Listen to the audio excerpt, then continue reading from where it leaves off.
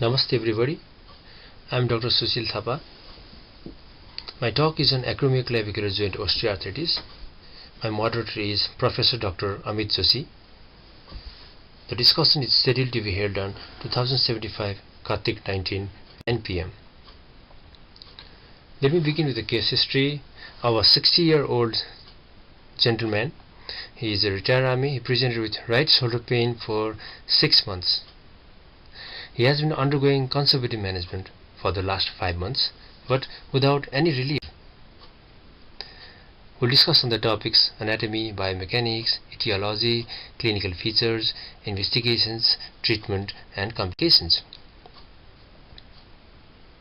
Let us begin with the anatomy of the AC joint. The AC joint is a plain diarthrodial synovial joint with an intervening fibrocartilage inside the joint. This intervening fibrocartilage is actually a meniscal homologue.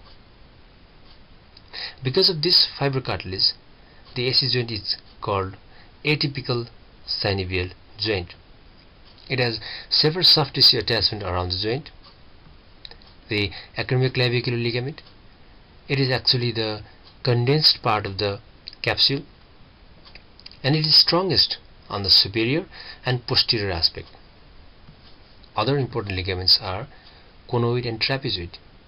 These are actually the coracoclavicular ligaments. The conoid is concept, so-called conoid. The trapezoid is more horizontal and laterally oriented to be attached to the trapezoid ridge, while conoid attaches to the conoid tubercle.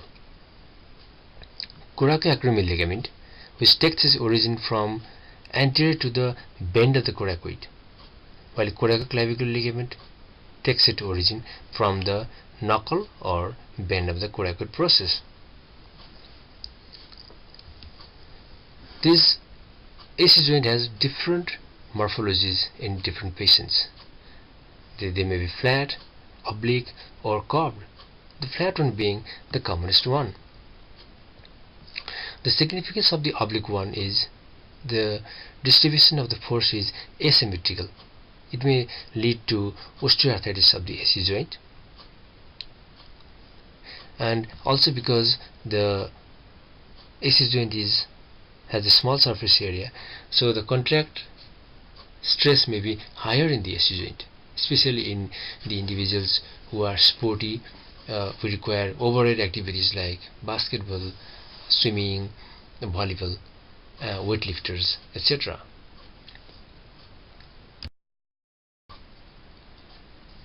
The attachment of the conoid ligament to the clavicle and trapezoid ligament to the clavicle are also important.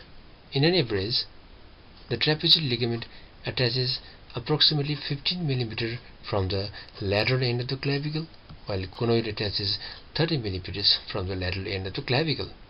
This may again differ with the length of the clavicle. This knowledge of the attachment is important in operating on the lateral clavicle and on the AC joint. Regarding the nerve supply, the AC joint is supplied by two nerves, suprascapular nerve and lateral pectoral nerve. The lateral pectoral nerve also supplies the anterior part of the deltoid. So the patient with pathology in the AC joint may present with the shoulder pain, and it may be sometimes misleading. So we have to examine the AC joint on the patients who present with shoulder pain. Regarding biomechanics, the clavicle undergoes rotation of approximately 45 degrees, but the entire rotation doesn't occur in the AC joint. Only 5 to 8 degrees of the rotation occurs inside the AC joint, while the rest of the movement occur in scapula. So the scapula and clavicle, they undergo rotation in a synergistic manner, and we should look for scapular dyskinesia in a patient whom we suspect the pathology in the AC joint. And small amount of rotation occurs in sternoclavicular joint. Also, translation occurs in the lateral endoclavicle, in the anterior posterior direction, and also in the superior inferior direction. Since there is movement in the AC joint, the AC joint should not be fixed with the plate or other hardware which offers rigid stability, because the movement of the AC joint, either the hardware will fail or there will be limitation of the shoulder function. So rather than the fixation with the plate or screw or Bosworth screw, we should go for dynamic mode of fixation in the AC joint or in the coracoclavicular region.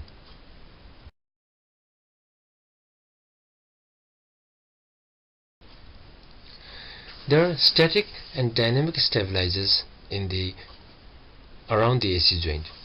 The static stabilizers being the ligaments. They are the acromioclavicular ligament and coracoclavicular ligaments. The acromioclavicular ligaments, they offer stability to the AC joint in the anterior posterior direction, while the coracoclavicular ligaments, they offer vertical stability to the AC joint and also to the lateral clavicle. While the coracoacromial ligament does not offer stability directly to the AC joint, rather it offers stability to the shoulder joints in the anterior posterior direction. The dynamic stabilizers are trapezius and deltoid. They are dynamic because they provide stability when they contract or when they stretch, in contrast to the ligaments which do not contract. So the ligaments are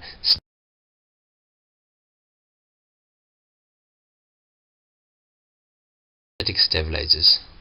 Regarding the etiology, degeneration of the disc, that is the meniscal homologue, that starts taking place once an individual reaches second decade of life and completely degenerates after fourth decade of life. Another cause is post-traumatic arthritis, the commonest being the AC joint dislocation, distal clavicular osteolysis following trauma, inflammatory arthropathy, septic arthritis, joint instability, and tubercular arthritis may be another important but rare cause of AC joint arthritis. There are several risk factors: elderly, intravenous drug abusers, previous surgery where we have compromised the stability of the AC joint, intra-articular injection for diagnosis or pain relief, rheumatoid arthritis, diabetes, immune deficiency, alcohols are some of the common risk factors for AC joint arthritis. The patient with this pathology present with shoulder pain, especially on overhead activities like combing, reaching out something overhead, or throwing stones, or he may be a sporty individual who takes part in sports requiring overhead activities like basketball, volleyball, or swimming. Some patients even complain of clicking or popping sensation while moving their arms.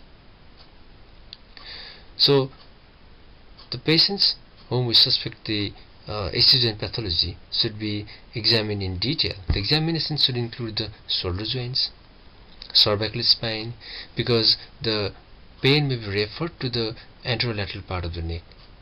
We need to actually differentiate if the pain has originated from the cervical spine or it is referred from the AC joint. Another examination is for scapular dyskinesia. Since the motion of the scapula and clavicle are coupled, the scapula should also be examined. The local examination is called Paxi-nose test, where we press the AC joint with our thumb. Tenderness is present, the test is positive.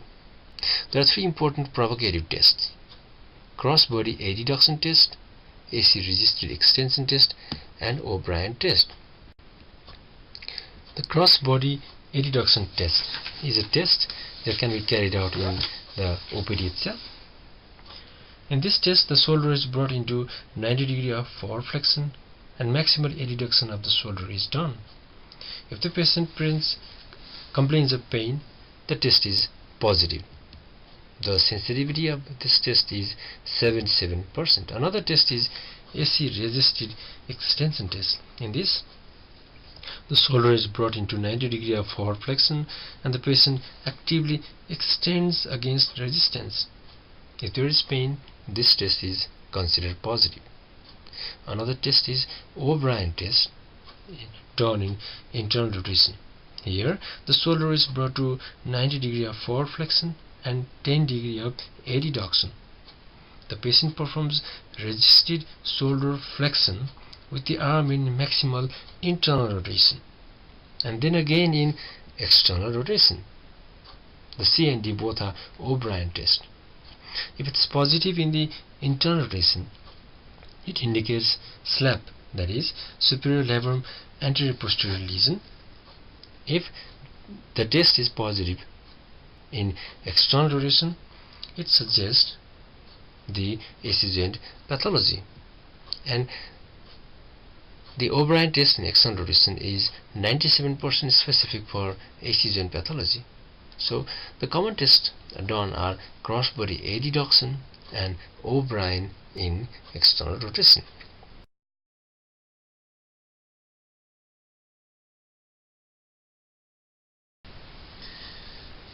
The most common investigation modality is plain X-ray, AP view and Janka view. Janka view is the AP view that is performed with projection of the X-rays at 15 degree angle to the horizontal, that is 15 degree kephalate. The basic purpose of Janka view is to visualize the structures of the inferior portion of the clavicle. You can see here in this upper part of the upper X-ray is AP view, where there is almost 50% overlap of the lateral clavicle with the spine of the scapula, while in the Janka view the degree of overlap is less, though we expected even lesser degree of overlap. So Janka view helps us visualize the undersurface of the clavicle, and the AP view and Janka view are helpful most of the time in diagnosing AC joint arthritis.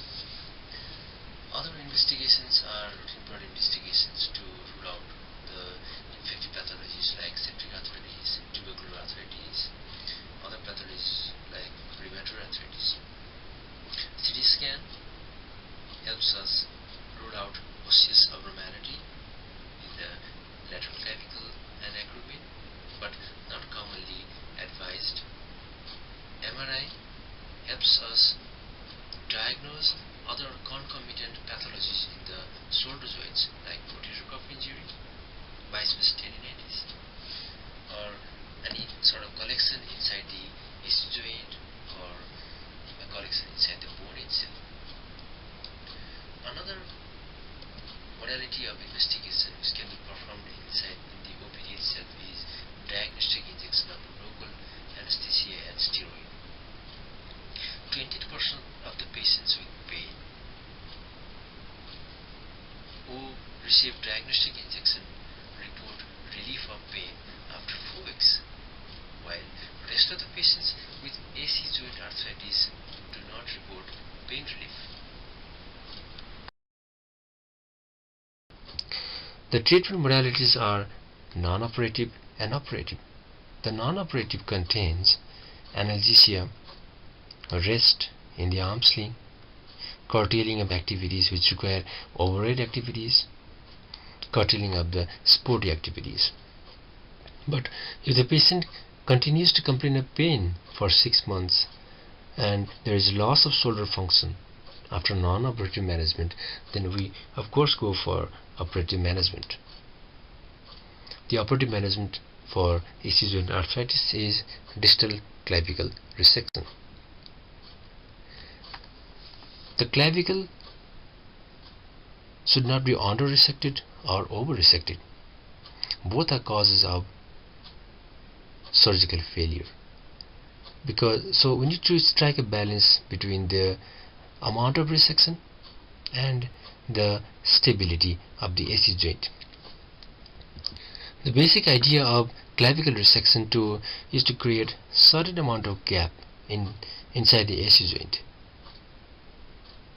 and so that the clavicle does not abut against the acromion, which is the primary pathology in the AC joint arthritis. This gap can be created either by resection of the clavicle, or it may be combined with resection of the acromion process. And the resection length is the most important challenge in this surgery. The several literatures have reported several degree of resection ranging from 2.3 mm to 10 mm. It again differs with gender, female requiring lesser degree of resection than male patients, and it also differs with length of the clavicle. The 10 mm of the resection is has been considered the standard amount of resection that may be applied to a lot of patients. And the method of resection are open and arthroscopic methods. In